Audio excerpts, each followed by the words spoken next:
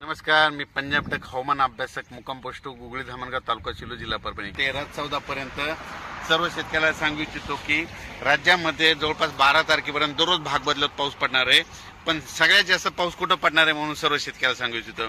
राज्यात सांगायचं झालं तर पाऊस नेमका कुठं कुठं पडणार आहे. सातारा, सांगली, सोलापूर, कोल्हापूर, पुणे, तसेच नगर जिल्हा, नाशिक जिल्हा, तसेच संभाजीनगर, बीड, जालना, परभणी, लातूर, धाराशिव त्याच्यानंतर तो पाऊस सोलापूर, पंढरपूर या भागामध्ये म्हणजे 12 तारखेपर्यंत चांगला पडणार आहे म्हणून हा अंदाज लक्षात घ्यायचा.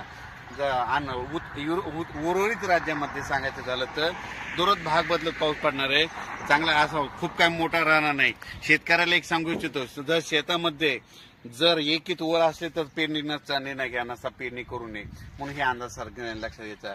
एकंदरीत परिस्थिती बघितली तर राज्यामध्ये 12 तारखेपर्यंत दक्षिण म्हणजे पश्चिम महाराष्ट्र, कोकणपट्टी आणि महाराष्ट्राच्या दक्षिणेचा भाग या भागामध्ये सर्व पाऊस चांगला राहणार आहे म्हणून हा अंदाज लक्षात घ्यायचा.